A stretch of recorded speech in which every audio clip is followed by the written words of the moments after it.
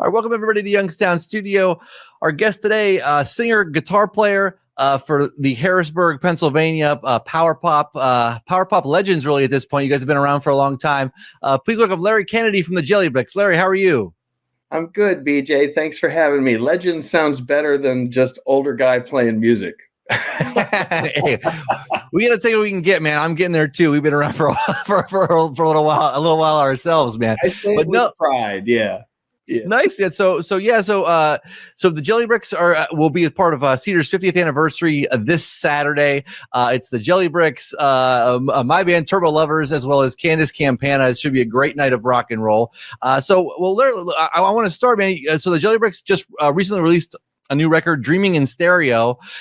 Talk to me a little bit about that record, man, and kind of how, I guess, the writing and recording of it compares to maybe some of the previous efforts you've done. Well, I guess over the long haul, the band, which really kind of started out as like my band, it has evolved quite a bit more into a collective outfit where we have all of us are writing, all of us sing lead vocals in varying degrees. So this record is sort of one step further in that direction. Our drummer Tommy has two lead vocals on this record, which is one more than he had on the previous record, I think. And the rest of the record is pretty much split between songs by myself and the other guitar player, Bryce Connor. But as far as the sound of the band and how we went about doing it, I mean, this record started out during the pandemic phase, which had an effect on a lot of things, including how long it's been since we played in Youngstown. We have not played in Youngstown since before that. But when we started Dreaming in Stereo, we were basically all in lockdown, and we all got GarageBand recording software and started making our own individual demos. And then we would pass them around to each other. Like I would put down a click track, record some guitars and some vocals, and then I'd send it over to our drummer and say, can you do something with this? So he'd overdub and send it over to the bass player, that kind of thing. So it took a while to actually even get back in the room with each other. But by that time, we were really gratified that Wicked Cool Records that had done our previous album were keen to do another album with the band. And so we presented songs and they liked 12 of them. So we had the great fortune of getting to go into Renegade Studios in New York City, is Little Steven's studio. And that's where we got to record what initially started out as home demos, not even in the same room with each other. Nice, man. We'll talk a little bit about that Little Steven connection, man, because he really digs on you, and I hear you guys on Little Steven's Underground Garage on Sirius XM radio pretty frequently, actually. So yeah, man. I mean, how did you guys kind of come on his radar, and how did that sort of relationship begin? Well, I guess I should say first, when I discovered that he had the radio show and the channel and started listening, I immediately thought, I think my band would fit on this channel. So I started sending music to them as far back as 2004. Our record Power This was the first one that I sent. And I actually sent it to Kid Leo, who was the former DJ from WMMS, who is now at Little Steven's Underground Garage. Totally angling on that Ohio thing, which, just want to point out that I'm ready here. But he, it was funny. Kid Leo had played a song on the radio by a band called The Wanderers. I did not know who they were, but I recognized Stiv Bader's voice. And I'm like, that is Stiv. That could not be anybody else. So then I emailed him, like, who is this band? And here's Stiv Bader's was in yet another band that I didn't know about. And then I thought, well, this guy might appreciate the Ohio angle. So I sent him our stuff. And anyway, we got polite rejections on Power This, and then the record that came after that, Good Night to Everyone. But then it was, after that, the Deadbeat Poets from the Youngstown area, they scored a Coolest Song in the World with their song, The Staircase Stomp, off of their Circus Town album. And as soon as I saw, these are some of my people getting played on this station, so I reached out to them and asked them for any suggestions they might have. And that's what ultimately led us to talking to I know this is a long-winded answer to your question, but Oh, you're good. Mark Hirschberger is a gentleman from New Jersey who runs Pop Detective Records. Mhm. And that was the label that was putting out the Deadbeat Poets music at that time. So I just asked Mark, would you consider putting out our next release? Because we're really trying to get on Little Steven's radar. And so far we've had no luck. And he was like, yeah, I'll do that. Mhm. So we put our next record on his label. And it was like we blinked and we had an email saying, Rock and Roll Suicide has been chosen as the coolest song in the world. It just clicked. But as with many things, I owe it to a Youngstown connection because it was the Deadbeat Poets that I was following. Nice, man. Nice. Excellent. Excellent. Well, talk to me a little bit. I want to ask you about a couple of tracks off of the latest record too, and sort of the inspiration behind them and some of the lyrics. Let's start with the opening track, Age of Stupid. I mean, kind of how did that one come about? Well, that was sort of like a weird knee-jerk reaction song that I wrote. It really was born out of a lot of conversations I had with people about conspiracy theories. If you've ever been on the receiving end of somebody who wants to talk your ear off about a conspiracy theory, but after you've been there for 20 minutes, you realize that you're actually losing intelligence rather than learning anything. Yeah, right. That was sort of where the crux of where Age of Stupid came from, is I felt like every time I turn around, there's somebody saying, you don't know what's really going on, and I'm going to explain it to you. And then an hour later, you know nothing. But the other part of that, which was kind of neat, is I was out taking a walk, and the hook of that chorus just popped into my head as like a fully formed song idea. And I was like, that's a song. I just have to finish this like right now. I know this is a song. So it was one of those gifts that kind of falls into your lap as a song idea. Kind of a follow-up to that, and it made me think of you're talking about people kind of spouting off their conspiracy theory or whatever, and kind of feeling dumber having the conversation. It brought me up do you have any live show kind of pet peeves? And I'll give you my example first, so you kind of get an idea of kind of what I'm going after. It drives me crazy when people ask me about my gear, like how do you get your sound? I'm like, I didn't build the amp or I just spent a lot of money to get this amp and this guitar and I just play it, you know what I mean? So I'm always just like, I'm a complete gear idiot. I know there's a lot of people that are into that, not to knock them, whatever, but I'm a total gear idiot. But so when people ask me about gear, I immediately am just glaze over. I'm like, I don't know, man. I paid a lot for it. It's a tube head and a good guitar, and that's it. Here we go. I wonder if you sensed this about me, that you would ask me this particular question, because I am actually very much like you in that regard. Yeah. And it's funny. I carry my main guitar, the Les Paul Standard that I play formerly belonged to Pete Revere, who's of course playing with Candace Campana and plays with the Infidels and the Deadbeat Poets. And anyway, this guitar it attracts attention everywhere I go. People just see this Les Paul and they want to ask me about it. And over and over and over again, I'm like, yeah, it's a great Les Paul. Yeah. Right. I mean, I really don't, I don't know much of any, but luckily the other guitar player in our band, Bryce, he actually does kind of take a serious interest in this. Sometimes I watch him discuss gear with other people and wonder what it must be like to know about those things. Yeah. Right. But no, people are always wanting to ask me questions, and I'm like, I don't really know much. I'm with you on that too. I think the only thing that's sort of worse than that is when you get the people that might be slightly a little too inebriated and they want to play your guitar. Like, oh, can I play that for a minute? I'm like, no, you can't play my guitar, man. I'm sorry. Like hit the bricks, I haven't had that happen in a while, but I have bumped into those people.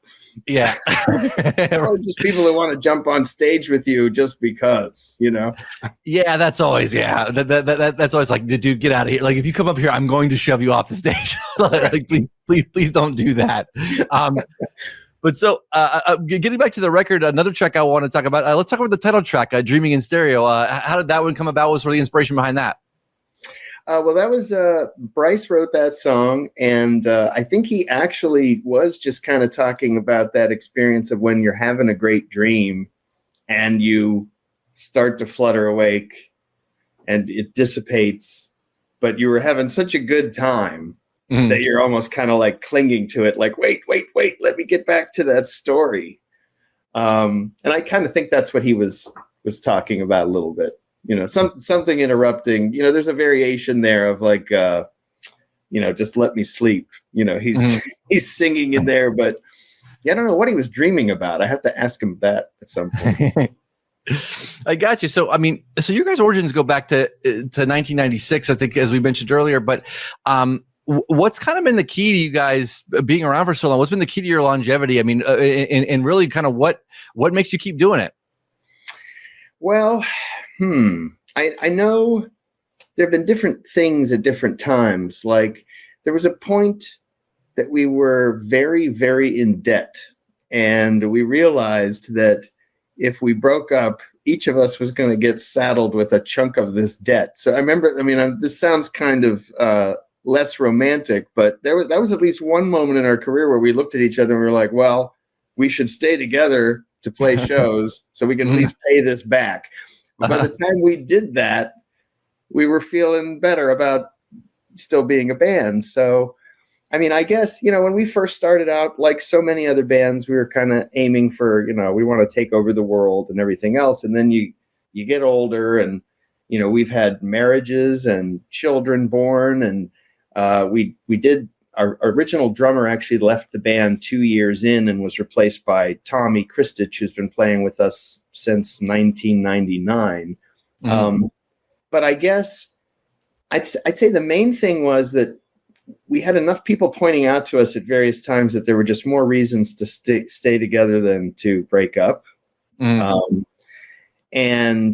there hasn't really been a plan for the Jellybricks for a long, long time. We don't really have a major trajectory we're going after other than that we figured out we really enjoy each other's company. That's a huge part of it is we get along really well as four guys. And I tell people all the time, like we actually still rehearse pretty much at least one night a week if we can pull it off. It keeps our ability to do what we do up. But also, it's kind of like I liken it to other guys who maybe play in like a minor league softball thing or have a bowling night or a poker, thing or whatever. We get together one night out of the week, drink some beers, play music, talk about our personal lives, talk about gossip, talk about things going on in the world. So in that way, I think we don't really think like we're a band all the time. We think more like we're like a little gang of friends who happen to play music, Yeah, no, I totally get that. We're the same thing. We're probably like, it's like once a week, and there's times sometimes we will be bullshitting. It's like, oh yeah, we should probably go practice now. We should probably go rehearse. You know what I mean? Yeah, you guys have been together for quite a while now too. So you know a thing or two about longevity. Well, I think with us, it's just we're too stupid to stop, or we have nothing better to do. We just really enjoy it. But it's like you know what I mean. It's like I think some people are sort of inherently. It's like you kind of like there's different levels of how hard I guess we're going at it, you know what I mean, or how many shows we're booking or how many things, whatever. But I think we always fall back on it's like this is still like just a lot of fun just to go play music, and it's like why would I stop? You know what I mean? Like if we're still having fun and we're still enjoying it, and it's not like some big chore. And we've gotten good about. I'm sure you guys have got this too. We've gotten good about making sure to book shows that like we're not gonna like feel like shit after we played the show. You know what I mean? Because I'm sure you guys have those too. Because those are we try not to have any too many demoralizing shows where the ones where it's either you're on the wrong bill or just no one shows up or it's just a weird kind of fit, whatever. Too. You know what I mean? So no, you're right. Like I think as time goes on, you try to be nicer to yourselves and to each other, and like we try to be more selective about everything we do to make sure that it's going to be enjoyable. And I really do feel, our last record was called Some Kind of Lucky. And I told a lot of people that happened to be a song title written by Bryce, but we chose that as a title for that album because it really kind of fit how we felt about our group, because we know there are so many ways that bands fall away or fall apart or just stop enjoying it. And that just hasn't happened to us. So, that's something I marvel at it myself. I really do. Because, I was like a kid who wanted to play guitar in a band, but I could never have conceived of an experience like the Jellybricks, something that would basically has outlasted like most romantic relationships we've had in our lives. Right. We're like a big cockroach. What was the band that got you started into music that made you want to pick up a guitar? Well, I discovered the Beatles through what was a pretty bad syndicated cartoon that used to be on television. And I just took a liking to their music at a really young age. I remember being 4 years old and in my mother's bedroom, and Strawberry Fields Forever came on the radio, and I said, "That's the Beatles." And my mom said, "How do you know that?" And I'm like, "Because they're on television." I said, "I love this song." And the next thing, and this is a true memory, my mother took me to the Kmart on 224 in Boardman, which I think is now gone. It is gone. Yes. Yeah. But that was where I was when I was actually in the market for a new Disney read-along book and record. At age 4, I was collecting those, they would ding and you'd turn the page and read the story. And I was in there. I was specifically after Lady and the Tramp. And I've got this in my hand, and we're headed to the register, and I see the word Beatles. And I'm like, "What is that?" And my mom says, "Well, that's the Beatles." And I didn't even grasp that it was anything but a cartoon at that point. It was a cartoon band on television. But I said right away, "Well, can I get Strawberry Fields Forever?" So we start thumbing through the records, and I took home a copy of Magical Mystery Tour that day, 1977. It has my name written on it in my mother's handwriting because I took it to preschool for show and tell. This was a very odd period of my life where none of my peers had any idea what the heck I was talking about. But funny, because all these years later, like the Beatles are such a institution at this point in our culture. It's like a dead obvious thing that everybody points to when they talk about music. But I was a kid in elementary school going around talking about the Beatles to a bunch of kids who were like, "What are you talking about?" Sorry, but that's the long answer, but that's where it started. I had that that became a really influential thing to me really young. And I don't think I've really loved anything more than music since then. Talk to me too about kind of this being Cedars' 50th anniversary, about the Cedars connection. And do you remember the first show you played at Cedars? I don't really remember the actual first show, but I know we did. It was an all ages Sunday showcase that was organized by Brian Lizzie, and I think we may have played with Boogeyman Smash and possibly a band called Big Engine. But the thing that I remember about it was I was in my my high school band was the Basement Band, which was formed out of Boardman High School. We aspired to be an original band, but we learned a ton of covers, and that's what our set was built on. But when we went to Cedars, which we really wanted to do, we basically unveiled like an entire original set of music that was pretty new to us and to the audience. And I will just say, as far as I recall, I think my first time at Cedars, I bombed. I think it was not, I don't think anybody thought it was great, to be honest. But it didn't stop me wanting to come back, hopefully with a better act, down the road. Nice, man. Sort of looking forward. Do you guys still kind of set goals for yourself? Are there still sort of goals in your mind that you guys kind of want to achieve, or is it sort of just sort of enjoying the ride right now? It's a mixture of both, in the sense that there's always a goal to try to do better than we did last time. I'm kind of resolute about that. That's very inspired by my favorite artists. I know you can't always do better, but that's always been the game, is like, let's try to make a better record than the last one. And, but beyond that, it really is just happy to keep showing up, And it's funny because we still have that experience where you play a show here and it's fantastic and you feel like everything's clicking, and then maybe the next show it's not so great and you're like, what are we doing here? It all kind of keeps you reminded of, well, the reason we're doing this is because we like to play, this is where the fun is. So yeah, but I mean, as far as long-term goals, I think at this point, because there is a little bit of pride involved in the longevity of the band and in the records that we've made, I think mainly we just don't want to put out anything that's total garbage or embarrass ourselves. But I've fallen off a few stages, so that's pretty embarrassing. I don't think I've ever fallen off a stage. I've taken a couple dives into equipment or into drums where like you could trip. I've tripped on the drums or tripped on the drum mic, the kick drum mic, whatever. I mean, some small stages, you know what I mean? Like with I'm sure you played some really, some Matchbox size stages too. But yeah, those are always a trip. Or when I always like the ones where it's like been so small and it's like literally I can't, like if I move, I'm going to clobber Keith with my guitar, like the side of my guitar or him, like, or vice versa. So yeah, I'm sure you guys had a few of those over the years too. Oh yeah, definitely. I think the smallest one we ever played was we got booked to play a gazebo one time. And when we showed up, I mean, it was literally a gazebo that could accommodate basically a drum kit, but they expected all of us to be in there with our amps. And then we basically were just playing our guitars like this.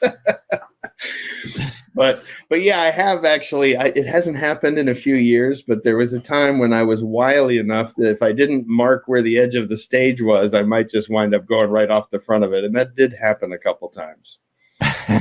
Yeah, and that's never knock on whatever. Hopefully I don't experience that, but no, I've come very, very, very, very close a few times for sure.